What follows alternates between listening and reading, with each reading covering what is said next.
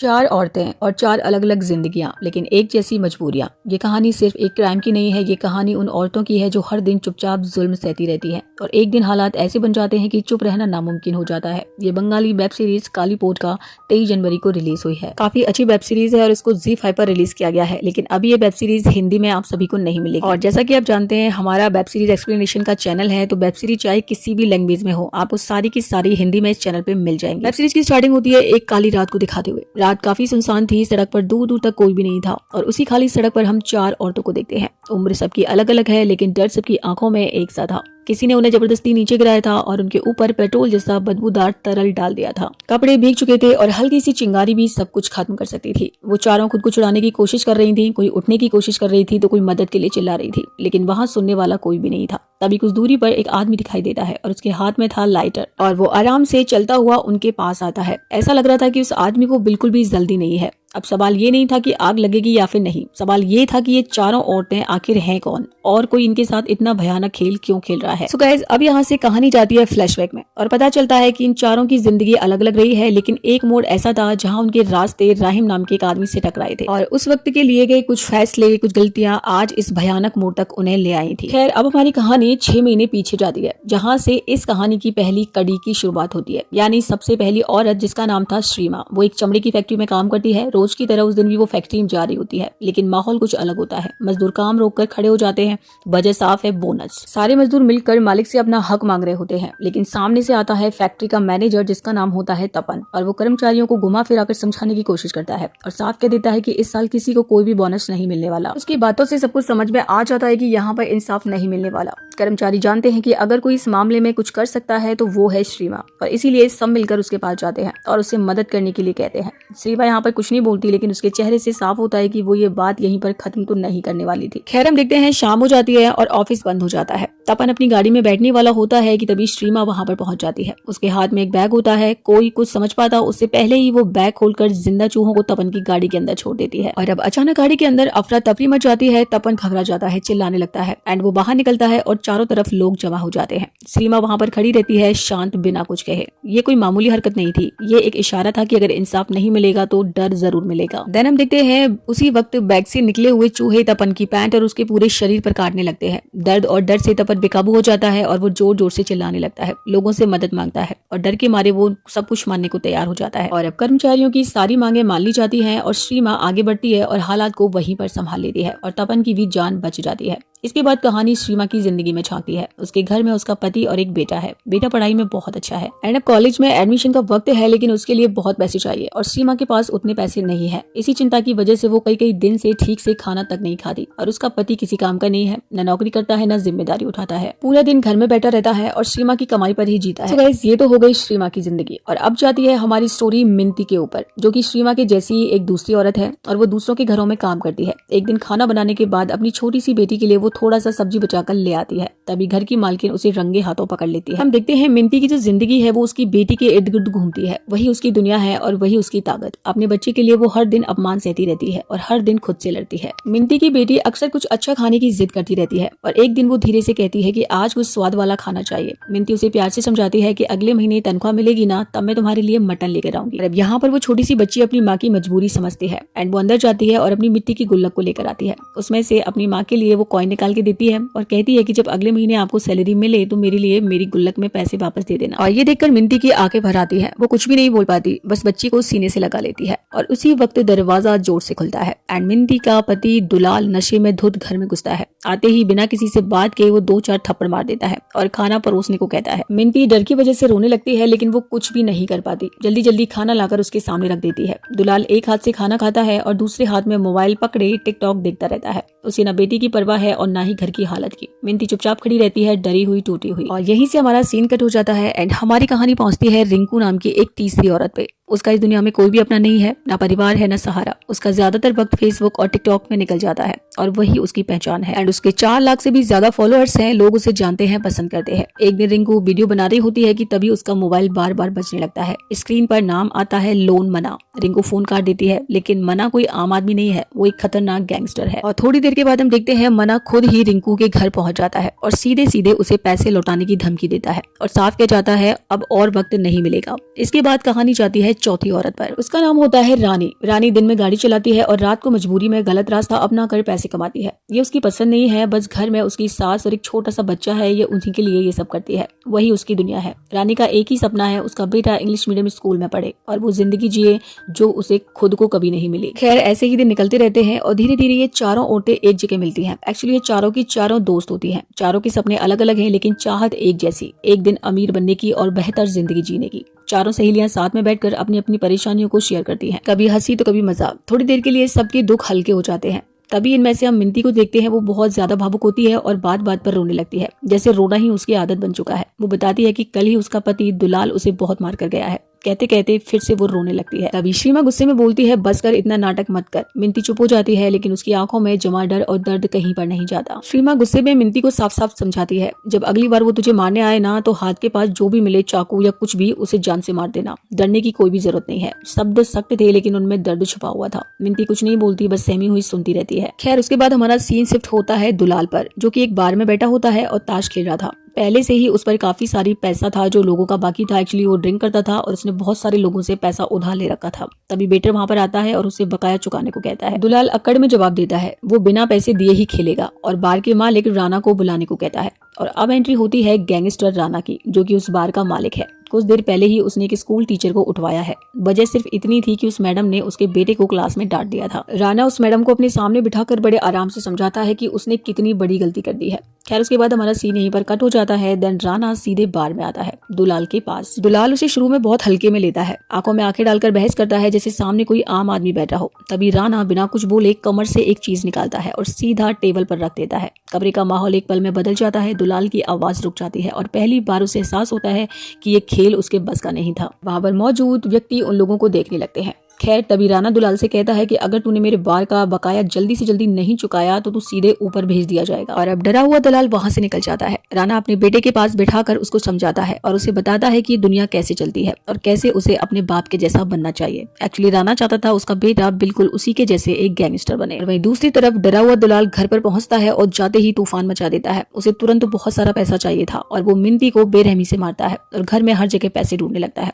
आखिर उसे चावल के ड्रम में कुछ पैसे मिल जाते हैं, लेकिन वो जानता है ये पैसे काफी नहीं थे। तभी उसकी नजर पड़ती है अपनी बेटी की गुल्लक पर। वो जैसे ही उसे उठाता है, बच्ची रोती हुई बोलती है, बाबा इन पैसों से तो मैं इंग्लिश मीडियम स्कूल में पढ़ूंगी। दुलाल एक पल भी नहीं रुकता, बच्ची को जोर से धक्का देकर हटा देता है। तभी मिंती बीच में आ जाती है, उसे रोकने की कोशिश करती है, लेकिन दुलाल गुल्लक तोड़ देता है और अंदर के सारे पैसे निकाल लेता है। इतना ही नहीं, वो मिंती को जबरदस्ती अपने साथ ले जाने की कोशिश करता है राणा के लिए। और अब यहीं पर मिंती का सब्र टूट जाता है। बरसों का डर, अपमान और दर्द एक ही पल में फूट पड़ता है। हाथ के पास पड़ी बोतल उठा लेती है और अगले ही पल दुलाल के सिर पर जा लगती है। मिंती भी वहां पर बेहोश हो जाती है और जैसे उसे होश आता है तो वो देखती है कि दुलाल अब जिंदा नहीं है। कमरे में सन्नाटा है, हवा भी जैसे थम गई हो। मिंती समझ ही नहीं पा रही थी कि अब वो क्या करे। हाथ कांप रही थी, दिमाग सुन्न पड़ चुका होता। और आखिरकार वो श्रीमा को अपने घर बुलाती है। श्रीमा घर में कदम रखते ही सब देख लेती है, लाश, खून और सहमी हुई मिंती। वो हैरान रह जाती है, उसे यकीन ही नहीं होता कि इतनी डरपोक मिंती ऐसा कैसे कर सकती है। मिंती रोती है और कहती है कि मुझसे बहुत बड़ी गलती हो गई, अब मैं क्या करूं। एंड वो डरते डरते श्रीमा से पूछती है कि अगर मैं सब कुछ पुलिस के लिए सच सच बता दूं कि मैंने जानबूझकर ऐसा नहीं किया तो क्या वो मुझे माफ कर देंगे। जिस पर श्रीमा कहती है, तूने एक आदमी को मार दिया है, फांसी नहीं हुई तो सालों तो जेल में तुझे सड़ना ही पड़ेगा, और जब तू वहां से बाहर निकलेगी तब तक बुढ़ी हो चुकी होगी, और उस वक्त तेरी बेटी का क्या होगा। ये सुनते ही मिंती फूट फूट कर रोने लगती है। उसकी आंखों के सामने सिर्फ अपनी बेटी का चेहरा घूमने लगता है। खैर वो रोते रोते श्रीमा को एक बात और बताती है। वो कहती है कि दुलाल के नाम पर एक इंश्योरेंस था और उससे अब बहुत ही पैसा मिलेगा, और अगर पैसा मिल गया तो आधा तुम्हारा और आधा मैं अपनी बेटी के लिए रख लूंगी, बस तुम कुछ कर दो, यानी मेरी मदद कर दो। पैसे की बात सुनते ही श्रीमा चुप हो जाती है, क्योंकि उसे पैसों की बहुत जरूरत थी। एंड वो हालात को समझती है और मिंती की मदद करने के लिए तैयार हो जाती है। श्रीमा साफ शब्दों में कहती है, ध्यान से सुन, तब तक मैं ना कहूँ तब तक तू कहीं भी नहीं जाएगी, तब तक माहौल ठंडा नहीं पड़ता, एक शब्द भी बाहर नहीं जाएगा। और अब सबसे बड़ा सवाल ये था कि दुलाल की बॉडी को कहाँ पर छोड़ा जाए, लेकिन श्रीमा अकेले ये सब नहीं कर सकती थी और इसीलिए वो यहाँ पर रानी को बुलाती है। और अब यहाँ पर प्लान बनाया जाता है कि दुलाल की बॉडी को रानी के ऑटो में डालकर श्रीमा के घर पर लेकर जाया जाएगा। रानी ये सब सुनते ही पीछे हट जाती है और वो कहती है कि वो झंझट में नहीं फंसना चाहती। इस पर श्रीमा गुस्से में कहती है, जो तू गंदा काम करके खाना खाती है ना, अगर ये काम कर लिया तो फिर किसी के सामने तुझे ये सब नहीं करना पड़ेगा। और ये सब सुनने के बाद रानी आखिरकार मान जाती है और वो दोनों मिलकर दुलाल की बॉडी को ऑटो में रखते हैं और मिंती से साफ कह दिया जाता है कि पूरा घर अच्छे से धो पहुंचकर बिल्कुल साफ कर देना, जैसे वहां पर कुछ हुआ ही ना हो। रानी और श्रीमा बॉडी को लेकर श्रीमा के घर पहुंच जाते हैं और उस दिन घर में ना तो उसका बेटा होता है और ना ही उसका पति। मौका बिल्कुल सही था और दोनों मिलकर तय करते हैं कि दुलाल की बॉडी को टुकड़ों में काट कर अलग अलग जगह फेंक दिया जाएगा। खैर अब रानी को यहाँ पर काफी डर लग रहा था, लेकिन फिर भी वो चुपचाप दुलाल के कपड़े उतार देती है और अब श्रीमा पूरी तरह तैयार होती है। प्लान साफ होता है, पहले हाथ पैर अलग किए जाएंगे। जैसे ही श्रीमा वार करने के लिए आगे बढ़ती है, अचानक कुछ ऐसा होता है जिसके लिए कोई भी तैयार नहीं था। दुलाल अचानक उठकर बैठ जाता है और अब दुलाल को जिंदा देखकर रानी की तो हालत खराब हो जाती है, उसकी सांस अटक जाती है। अब दुलाल हंसते हुए पूछता है, अरे मेरी पैंट क्यों उतार दी? फिर वो बेहुदा हंसी के साथ बोलता है, चलो ना तुम दोनों मिलकर मेरा काम कर दो, मजा आ जाएगा। और ये सुनते ही श्रीमा का गुस्सा आसमान छू जाता है और बिना एक पल सोचे वो पूरी ताकत से दुलाल की गर्दन पर वार कर देती है और इस बार दुरार पूरी तरीके से खत्म हो जाता है। और अब वो दोनों काफी ज्यादा डर जाती हैं और दरवाजे के पास खड़ी हो जाती है, हाथ पैर कांप रहे हैं, उनकी सांस तेज चल रही होती है। इसी बीच उन्हें आवाज आती है, श्रीमा दीदी, और ये रिंकू की आवाज है। दोनों धीरे धीरे खुद को संभालती हैं और दरवाजा खोल देती हैं। अब रिंकू कहती है कि जिससे मैंने लोन लिया था मना, उसने कहा है कि अगर कल तक 10,000 रुपए वापस नहीं हुए तो वो मुझे लाइव कर देगा बिना कपड़ों के। बोलते बोलते उसकी आंखें फर्श पर टिक जाती हैं, जहां पर उसे फर्श पर खून से लथपथ एक बॉडी दिखाई देती है। तभी अचानक से दुलाल का फोन बजने लग जाता है। रिंगटोन सुनते ही रिंकू कहती है कि ये तो तुम्हारा फोन नहीं है। बोलते बोलते वो अंदर चलने लगती है। तभी रानी उसे पूछती है कि तुम्हें कितने पैसे चाहिए। रिंकू बिना सोचे समझे बोलती है, मुझे 20,000 रुपए चाहिए। तभी श्रीमा दुलाल का वॉलेट उठाती है और उसमें से पैसे निकालकर रिंकू के हाथ में थमा देती है और उसे कहती है, घर जाकर गिन लेना, अभी तू यहाँ से निकल। रिंकू पैसे लेते हुए एक बात और बोलती है, फ्री की सलाह दे रही हूँ, अभी फोन से सिम निकाल दो वरना सिम ट्रैक हुई तो तुम सब पकड़े जाओगे। इतना कहकर वो वहां से जाने लगती है, लेकिन श्रीमा उसे जबरदस्ती अंदर खींच लेती है और अब वो जैसे ही अंदर आती है तो उसकी नजर दुलाल की बॉडी पर पड़ती है और वो जोर से चीख पड़ती है, घबराकर बोलने लगती है, मैंने कुछ नहीं किया, मैं किसी को कुछ नहीं बताऊंगी, मुझे पैसे भी नहीं चाहिए, बस मुझे जाने दो। श्रीमा उसे घूरते हुए कहती है, अगर तूने कुछ नहीं किया तो दुलाल के पैसे तेरे हाथ में कैसे आए? वो कहती है, अब मैं जो बोल रही हूँ ना उसे ध्यान से सुन। श्रीमा पूरी बात साफ करती है, मिंती को इंश्योरेंस का पैसा मिलेगा और वो हम चारों में बांट दिया जाएगा। रिंकू डरते डरते पूछती है, तो मुझे क्या करना होगा? श्रीमा उसे पूरा का पूरा प्लान समझाती है। उसे कहती है, दुलाल का फोन लेकर कोलकाता की ट्रेन पकड़ लो, रास्ते में मिंती को मैसेज करना कि दुलाल अब कभी उसके पास वापस नहीं आएगा और फिर कोलकाता पहुंचकर फोन को कहीं पर फेंक देना और उसी ट्रेन से वापस लौट आना है। मतलब सीधा था कि अगर पुलिस इन्वेस्टिगेशन होती है तो सभी को ऐसा लगेगा कि दुलाल कोलकाता चला गया है अपनी वाइफ को छोड़कर और अब वो कभी वापस नहीं आया। मतलब किसी को पता ही नहीं चलेगा कि दुलाल मर चुका है। और अब रिंकू ये सब करने के लिए मान जाती है और वो सीधा कोलकाता की ट्रेन पकड़कर वहां से निकल जाती है। और उसके जाने के बाद श्रीमा और रानी मिलकर दुलाल की बॉडी को इस तरह ठिकाने लगाती हैं कि पहचानना नामुमकिन हो जाए। और अब रिंकू जब कोलकाता से वापस लौटती है तब ये तीनों मिलकर सब कुछ अलग अलग जगह फैला चुकी होती है। अगले दिन श्रीमा मिंती को समझाती है, सबको यही बोलना कि दुलाल ने हर जगह से लोन लिया था, कर्ज में डूब गया था और हमें छोड़कर कहीं भाग गया है। और मिंती भी यहाँ पर चुपचाप अपना सिर हिला देती है। श्रीमा मिंती को एक एक कदम समझाकर बोलती है, कल सुबह दुलाल के दोस्तों के घर जाना, सबसे पूछना दुलाल कहाँ है और वहाँ थोड़ा रो धो लेना जैसे सच में तुम टूट गई हो। फिर 2 दिन बाद थाने जाना और वहाँ भी ऐसे ही नाटक करना, रोना गिड़गिड़ाना और एक मिसिंग डायरी लिखवा देना। मिंती वही करती है, पहले दुलाल के जान पहचान वालों के पास जाती है, फिर थाने पहुंचकर रोते रोते रिपोर्ट दर्ज करा देती है। पुलिस भी मामले को हल्के में नहीं लेती, जांच शुरू हो जाती है। तफ्तीश में पता चलता है कि गायब होने से पहले दुलाल का राणा की दुकान से चेतावनी मिली थी, यानी राणा का और दुलाल का झगड़ा हुआ था। पुलिस अफसर अब और भी ज्यादा चौकन्ना हो जाते हैं। उसकी नजर मिंती पर भी जाती है, उसकी जिंदगी, उसकी हालत, सब कुछ खंगालने का आदेश दिया जाता है। और तभी अगली सुबह कहानी में एक भयानक ट्विस्ट आता है। एक आदमी सड़क किनारे डस्टबिन के पास पेशाब कर रहा होता है और उसी वक्त उसकी नजर एक काले पॉलिथीन बैग पर पड़ती है। वो उसे झांककर देखता है तो अंदर एक कटा हुआ हाथ होता है, हाथ पर नाम लिखा होता है दुलाल। वो आदमी घबरा जाता है और जोर जोर से चिल्लाने लगता है। लोग इकट्ठा हो जाते हैं। कुछ ही देर में पुलिस मौके पर पहुंच जाती है। और अब क्योंकि हाथ पर नाम लिखा हुआ था तो यहाँ पर पुलिस अफसर कहता है कि डीएनए टेस्ट की कोई जरूरत नहीं है, ये क्लियर हो गया है कि ये दुलाल की हाथ है। सो गाइस, असल में ये पूरा सीन रिंकू की सोची समझी चाल होती है, क्योंकि मिंती पुलिस को पहले ही बता चुकी थी कि उसका पति भाग गया है और इंश्योरेंस कंपनी तभी पैसे देती है जब मौत की पुष्टि हो, और इसीलिए जल्दी पैसा पाने के लिए दुलाल का मरा हुआ दिखाना जरूरी था। और इसी मजबूरी में ये खौफनाक नाटक रचा गया। और अब पुलिस का शक पूरा का पूरा राणा पर जाने लगता है। अफसरों को लगता है ये काम किसी आम आदमी के बस का तो है नहीं, ये किसी पक्के क्रिमिनल का ही काम हो सकता है। लेकिन एक बात उन्हें अजीब लगती है, जो बॉडी पार्ट मिले हैं उन्हें मिंती खुद पहचान रही है। यही चीज एक सीनियर ऑफिसर को खटक जाती है। और अगले ही दिन मिंती को थाने बुलाया जाता है। पुलिस उससे ऐसे सवाल करती है जैसे सब कुछ पहले से जानती हो, जैसे उन्हें पूरा यकीन हो कि दुलाल को उसी ने मारा है। मिंती डर के मारे कुछ बोल ही नहीं पाती, बस रोती रहती है, बार बार कहती है उसे कुछ नहीं पता। फिलहाल पुलिस उसे छोड़ देती है, लेकिन शक पूरी तरह खत्म नहीं होता। खैर, अगले दिन ये चारों औरतें एक जगह बैठकर सीक्रेट मीटिंग करती है और श्रीमा सीधा मुद्दे पर आती है। वो कहती है हमें किसी एक को पकड़वाना होगा, कोई ऐसा जिसके कंधे पर पूरा इल्जाम डाल दिया जाए। पहले वो फैक्ट्री के उस मैनेजर का नाम लेती है। रिंकू बोलती है लोन मना को फंसा देते हैं, लेकिन थोड़ी देर के बाद सब एक ही नतीजे पर पहुंचती है, राणा, क्योंकि दुलाल को सबसे खुली धमकी उसी ने दी थी। पुलिस की फाइल में उसका नाम पहले से दर्ज है। प्लान साफ होता है, राणा को फंसाया जाएगा। और अब चारों औरतें फाइनल प्लान बनाती है। फैसला होता है कि दुलाल के बॉडी पार्ट पास राणा के घर में रखे जाएंगे ताकि शक सीधा उसी पर जाए। और प्लान के मुताबिक रानी पहले राणा के घर पहुंचती है और उसे रिझाने लगती है। राणा भी सच्चाई जाने बिना उसके जाल में फंस जाता है और इसी बीच मौके का फायदा उठाकर बाकी 3 औरतें घर के अंदर दुलाल के बॉडी पार्ट से भरी एक ब्लैक पॉलिथीन रख देती है। सब कुछ प्लान के हिसाब से होता है और चारों वहां से निकल जाती हैं। और अगली सुबह पुलिस राणा के घर पर छानबीन करने पहुंचती है। तलाशी के दौरान वही पॉलिथीन उन्हें वहां पर मिल जाती है और उसी के साथ दुलाल की बॉडी भी वहीं से बरामद हो जाती है। पूरा शक राणा की तरफ चला जाता है। राणा पूरी तरह शॉक में था, उसका दिमाग घूम रहा था, क्या हुआ, कैसे हुआ, कुछ समझ नहीं आता। असल में सुबह पुलिस के पास एक अज्ञात नंबर से जानकारी पहुंचती है और उसी कॉल पर मिली जानकारी के मुताबिक पुलिस राणा के घर पर तलाशी लेने के लिए पहुंची थी। खैर राणा को पुलिस गिरफ्तार कर लेती है और उसे वैन में बिठाया जाता है। तो उसकी आंखों के सामने पत्नी और बच्चे उसी की तरफ देख रहे थे। वो बेबस और हताश निगाहें जैसे खुद को रोक न पा रहा हो। खैर अब कहानी को ऐसे ही 1 महीना गुजर जाता है और आखिरकार मिंती को पूरा पैसा मिल जाता है और अब चारों औरतें राहत की सांस लेती हैं और हर किसी की मेहनत, डर और खौफ आखिरकार रंग लाता है। खैर अब ये चारों औरतें एक जगह पर मिलती हैं जहां मिंती को पैसे लेकर आना था क्योंकि ये सभी लोग उनको आपस में बांट सके। लेकिन मिंती कहती है कि मैं तो बैग को घर पर ही छोड़कर आ गई हूँ, यानी गलती से भूल कर आ गई हूँ। मिंती के मुंह से ये सुनते ही सबके चेहरे जम जाते हैं जैसे सीधे आसमान से गिर पड़े हों। तभी मिंती मोबाइल निकालती है और सबको एक वीडियो दिखाती है। असल में शुरू से श्रीमा, रानी, रिंकू जो कर रही थी, मिंती ने सब कुछ रिकॉर्ड कर रखा था। मिंती ठंडे लहजे में बोलती है, ये वीडियो और भी 10 जगह सेव है और अगर मुझे कुछ हुआ तो ये अपने आप केवल टीवी पर चल जाएगी। अब ये सुनकर सबका दिल टूट जाता है। रानी गुस्से में चिल्लाती है, तूने हमारी पीठ में छुरा मारा है मिंती। मिंती कहती है, मेरी बेटी बचपन से कुछ भी नहीं पा सकी, तू जानती है, उसके फ्यूचर के लिए मुझे ये करना पड़ा। और वो कहती है, ये पूरा पैसा सिर्फ मेरी बेटी का है। एंड वो कहती है, मैंने अपने पति को सिर्फ अपनी बेटी के लिए कुर्बान किया, पहले मेरी बेटी उसके बाद पूरी दुनिया। और ये सुनते ही वहाँ पर मौजूद सबकी जिंदगी एक पल के लिए थम जाती है। खैर वो अब कुछ कर भी नहीं सकती थी, इसीलिए अपने अपने घर पे निकल जाती है। उधर हम देखते हैं रिंकू के पास अब एक भी पैसा नहीं होता है और लोन मना उसके पीछे पड़ जाता है। अपनी गाड़ी की किस्त मांगता है और उससे पैसे वसूलने के लिए उसके घर तक आ जाता है। अब वो उसका कपड़े उतार करके वीडियो शूट करने वाला होता है कि तभी रिंकू काफी ज्यादा डर जाती है और वो डर के मारे उससे कहती है कि मेरे पास पैसे नहीं है, लेकिन मैं तुम्हें किसी औरत दिखा सकती हूँ जिसने अपने ही पति को मारकर इंश्योरेंस से ढेर सारा पैसा निकाला है। और अब ये सुनते ही मना रुक जाता है और रिंकू पूरा सच उसके सामने खोल देती है। मिंती, दुलाल की मौत, इंश्योरेंस का गेम और सब औरतों का प्लान। और अब कहानी यहीं से पलट जाती है क्योंकि अब मना सब कुछ जान चुका है। और मना उन चारों को एक जगह पर इकट्ठा करता है और उनसे कहता है कि मुझे किसी ने मारने की सुपारी दी है,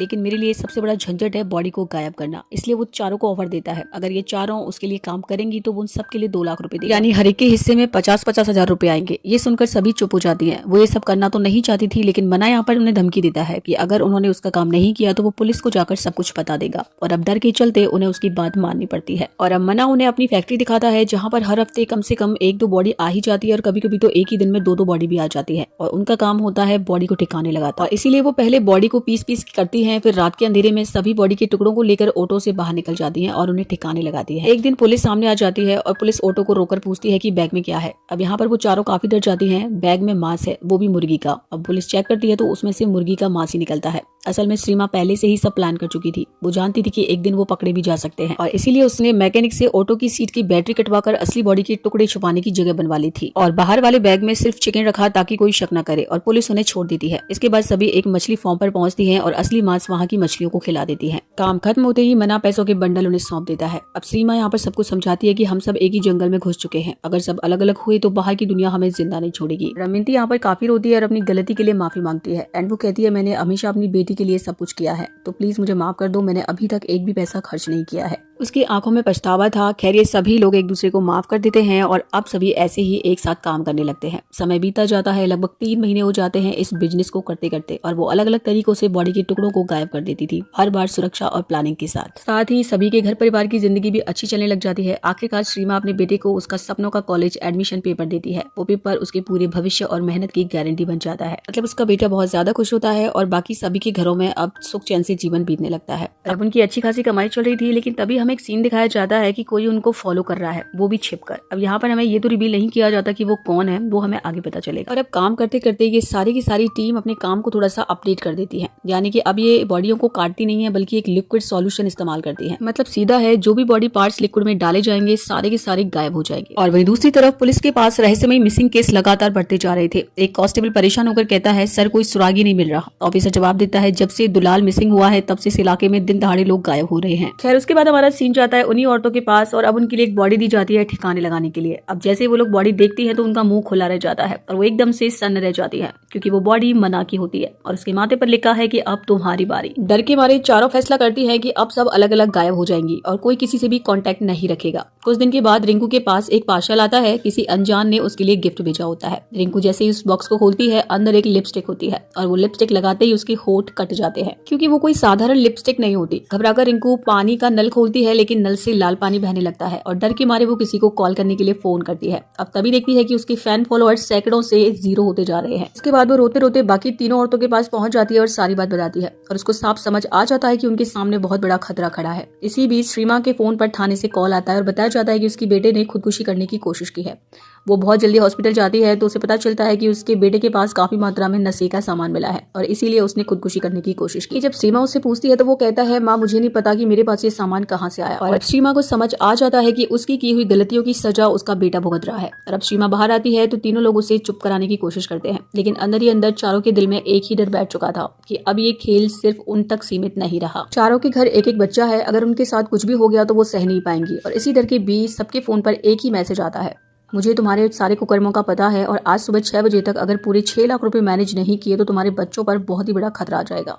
और अब कोई यहाँ पर रिस्क लेने के लिए तैयार नहीं होता और सब लोग तय कर दिए हैं कि पैसा फिर से कमाया जा सकता है लेकिन बच्चों को कुछ नहीं होने देंगे। और अब ये चारों मिलकर पैसे का इंतजाम करती हैं, पूरी रकम एक बैग में भरकर बताई गई जगह पर रखाती हैं। लेकिन अगले ही पल एक चौंकाने वाला मोड़ आता है। वही पैसों से भरा बैग एक लड़की लेकर सीधे रानी के पास पहुंच जाती है। तभी रानी समझ जाती है जिस बात का उसे काफी समय से शक था वो सच निकल चुका है। असल में रानी बहुत पहले ही सब कुछ भांप चुकी थी और अब खेल अपने असली केस में आने वाला था। एक्चुअली श्रीमा के बेटे के साथ जो बुरा हुआ था उसी से रानी डर जाती कि कहीं उसके बच्चे के साथ भी कुछ न हो जाए और इसी डर में रानी फैसला कर लेती है कि वो ये पैसा लेकर यहाँ से गायब हो जाएगी क्योंकि कहीं और नई जिंदगी शुरू करने के लिए भी बहुत पैसे चाहिए। इसीलिए उसने ये पूरी चाल अपने एक दोस्त के जरिए पहले से प्लान कर रखी थी और उसी ने अपने दोस्तों के और अपने फोन पर एक नकली मैसेज भिजवाया ताकि वो उन सब से 6 लाख रुपए बरामद कर सके और अब वो पैसे लेकर वहाँ से भागने की प्लानिंग बना रही थी। लेकिन यहीं पर कहानी में एक बड़ा ट्विस्ट आता है। जब रानी पैसों से भरा बैग लेकर घर लौटती है तो अजीब नजारा देखती है। इलाके के लोग उसे देखकर हंस रहे होते हैं। रानी गौर करती है, हर दीवार पर उसकी गंदी हरकतों की तस्वीर चिपकी हुई है। पूरा मोहल्ला तमाशा बना हुआ है। इसी तरह रानी अपने घर में घुस जाती है और चुपचाप सास के कपड़े पैक करने लगती है। फिर वो अपनी उसी दोस्त को फोन करती है लेकिन हैरानी की बात ये थी कि फोन की रिंगटोन घर के बाहर से सुनाई देती है। रानी घबराकर बाहर निकलती है और देखती है कि उसके पैरों के नीचे से जमीन खिसक जाती है। उसकी दोस्त की लाश सामने पड़ी होती है। इसी बीच रानी का बेटा भी बाहर आ जाता है। रानी अपने दोस्त को पकड़कर बिलक बिलक कर रोने लगती है। उसी पल उसके सामने राणा आकर खड़ा हो जाता है। राणा पेट्रोल से भरी एक जलती बोतल सीधे रानी के घर में फेंक देता है और उस वक्त घर के अंदर रानी की सास मौजूद होती है। रानी चीखती हुई राणा के सामने गिर जाती है, मेरे पास बहुत पैसा है। वो पैसों से भरा बैग राणा के पैरों में उछाल देती है और माफी मांगने लगती है। लेकिन राणा उन पैसों से भरे हुए बैग को आग में फेंक देता है क्योंकि उसे पैसे नहीं बदला चाहिए था।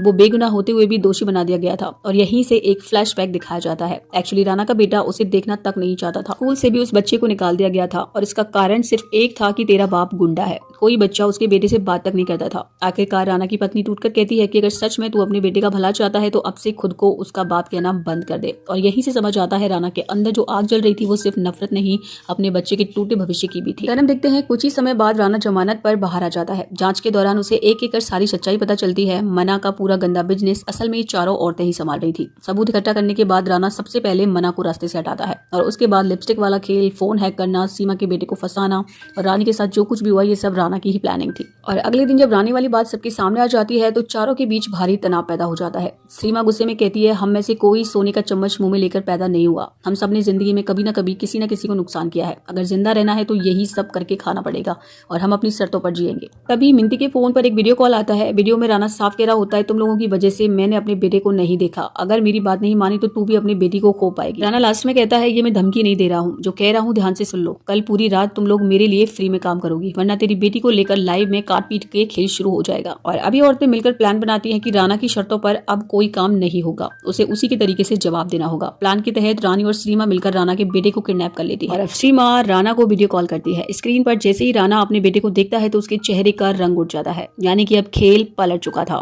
अब बाजी औरतों के हाथ में थी। श्रीमा वीडियो कॉल पर राणा को उसका बेटा दिखा देती है और राणा घबराकर पूछता है, क्या चाहिए तुम लोगों को? तो श्रीमा यहाँ पर साफ शब्दों में कहती है, 2 घंटे के अंदर हम तय जगह पर मिंटी की बेटी को छोड़कर जाना और वहीं तुम्हें तुम्हारा बेटा मिल जाएगा। लेकिन अगर जरा सी भी चालाकी की तो अपने बेटे को टुकड़ों में ढूंढ लेना। कॉल करते ही राणा अपनी पूरी टीम के साथ घर से निकल पड़ता है। दूसरी तरफ रानी और श्री माँ पहले से ही उसी जगह पर मौजूद थी। वो देखना चाहती थी कि राणा वाकई मिंटी की बेटी को साथ लेकर निकल रहा है या फिर नहीं, मतलब कि वो राणा पर नजर रख रही थी, क्योंकि जब राणा ने वीडियो कॉल किया था तभी उन लोगों ने उसका बैकग्राउंड देख लिया था और रानी समझ चुकी थी कि बच्ची को किस होटल में रखा गया है, क्योंकि इस इलाके के लगभग हर होटल में रानी का पहले से आना जाना था। और मौका मिलते ही रानी और श्री माँ होटल के अंदर दाखिल हो जाती है और अंदर जाते ही रानी जानबूझकर एक बड़ा झगड़ा कर देती है ताकि स्टाफ सारे लोग सबका ध्यान उसकी तरफ चला जाए। उसी हंगामे का फायदा उठाकर श्री माँ सीधे ऊपर की मंजिल पर पहुंच जाती है। बाहर से वो समझ जाती है कि एक कमरे के अंदर दो लोग मिंटी की बेटी की कड़ी निगरानी कर रहे हैं। श्री माँ बिना वक्त गवाए एक चाल चलती है, होटल का मेन करंट स्विच ऑफ कर देती है। पूरा फ्लोर अंधेरे में डूब जाता है और अगले ही पल वो फायर अलार्म चालू कर देती है। सायरन बजते ही होटल में अफरा तफरी मच जाती है। सबको लगता है आग लग गई है। मेहमान स्टाफ सब जान बचाकर भागने लगते हैं। उसी भगदड़ में किचन का एक आदमी मिंटी की बेटी को लेकर बाहर निकलने की कोशिश करता है, लेकिन श्री माँ रास्ता रोक लेती है। दोनों के बीच जोरदार हाथापाई होती है और आखिरकार श्री माँ लड़ते हुए मिंटी की बेटी को अपने कब्जे में ले लेती है और बच्ची को बाहर लेकर निकल जाती है। इसी तरफ राणा के गुंडे निर्धारित जगह पर पहुंच जाते हैं। वही मिंटी और रिंकू पहले से तैयार थी। मिर्ची का पाउडर, चालाक मूव्स दोनों मिलकर राणा के आदमियों को एक एक करके काबू में कर लेती है, लेकिन ये बढ़त ज्यादा देर तक नहीं टिकती। आखिरकार दोनों को राणा पकड़ लेता है और कुछ ही देर में श्री माँ और रानी भी वहां पहुंच जाती है उन्हें बचाने के लिए, मगर प्लान फेल हो जाता है। चारों राणा के सामने फंस चुकी थी। राणा एक एक कर सबको बांध देता है, फिर उनके ऊपर पेट्रोल डालने लगता है और ये वही सीन होता है जो हमने वेब सीरीज की स्टार्टिंग में देखा था। राणा अपने हाथ में आग जलाता है और गुस्से में चिल्लाकर पूछता है, मेरा बेटा कहाँ है? तभी पीछे से आवाज आती है, अपनी माँ के पास। राणा सन्न रह जाता है और यहीं से कहानी अपने असली एंड गेम में घुस जाती है। यहीं पर कहानी का सबसे बड़ा ट्विस्ट सामने आता है। राणा की पत्नी ही असल में 5 नंबर की कालीपाट का है। उसका नाम बदलना और मिंटी उसी के घर में काम करती थी। इसी वजह से मिंटी को राणा की हर अंदरूनी खबर पहले से ही मिलती रहती थी। राणा की पत्नी ने ही एक दिन बातों बातों में कहा था, मुझे नहीं पता दुलाल को किसने मारा, लेकिन इस केस में राणा को फंसाना ही होगा। अगर राणा नहीं फंसा तो मैं अपने बेटे को बचा नहीं पाऊंगी, क्योंकि वो भी उसे अपने जैसा गैंगस्टर बना देगा। किसी ने मिंटी से कहा था, तू जैसे भी हो उसे फंसा दे, मैं राणा के बारे में जो जो जानती हूँ सब बता दूंगी। और यहीं से सारी चाल स्टार्ट होती है। और अब जब ये राणा को पता चलता है तो वो हंसते हुए बोलता है, मतलब तुमने ही मेरे बेटे को किडनैप करवाया और तुम ही ने ये सारा ड्रामा किया, तुम्हारी इतनी हिम्मत। और उसके बाद वो उसे पीटने लगता है, लेकिन पीछे से वो चारों उसके ऊपर टूट पड़ती हैं और काफी फाइट होती है। फाइनली राणा यहाँ पर मारा जाता है। राणा का बार 1 हफ्ते से बंद पड़ा है। राणा का भी कोई अता पता नहीं है। एक पुलिस ऑफिसर कहता है, लगता है राणा का हाल भी दुलाल जैसा हो गया। इधर ये तीनों सहेलियां अफसोस कर रही हैं, इतना पैसा कमाया और सब हाथ से निकल गया। लेकिन तभी वहां पर श्री माँ एक बैग लेकर वहां आती है और कहती है, लो अपना अपना हिस्सा ले लो। असल में जिस दिन रानी ने पैसे मांगे थे उसी दिन श्री माँ ने चुपचाप सबकी नजर से दूर बैग बदल दिया था, यानी कि जो बैग राणा ने आग में जलाया था वो नकली था। पुराने पैसे वापस पाकर चारों खुशी से झूम उठते हैं। इसी के साथ वेब सीरीज यहीं पर खत्म हो जाती है। सो गाइस, आपको वेब सीरीज कैसी लगी आप मुझे कमेंट सेक्शन में जरूर बताएं। वेब सीरीज 23 जनवरी को ZEE5 पर रिलीज हुई है, वो भी बंगाली में, क्योंकि एक बंगाली वेब सीरीज है और अभी तक इसका हिंदी वर्जन नहीं मिलेगा आप सभी को। लेकिन हमारा चैनल ऐसा है कि इस पर आपको हर लैंग्वेज की वेब सीरीज हिंदी में मिल जाएंगी, जितनी भी लेटेस्ट आती है। और मैं आप सभी के लिए बता दूं कि मुझको बंगाली नहीं आती, मैं यूपी से बिलोंग करती हूँ, फिर भी ट्रांसलेट कर करके स्टोरी समझ के बड़ी मुश्किल से हिंदी में कन्वर्ट करके उसका वीडियो बनाती हूँ। बहुत टाइम लगता है, तो प्लीज अगर वीडियो अच्छा लगे तो चैनल को सब्सक्राइब जरूर कीजिएगा। मिलते हैं नई वीडियो में नई वेब सीरीज के साथ, तब तक के लिए bye, see you, take care, tata. अगर कोई ऐसी वेब सीरीज है जिसे आप मुझसे एक्सप्लेन करवाना चाहते हो, भले वो कोई भी लैंग्वेज में हो, आप मुझे कमेंट सेक्शन में जरूर बताएगा। नेक्स्ट उसका वीडियो मैं आप सभी के लिए जरूर लेकर आऊंगी।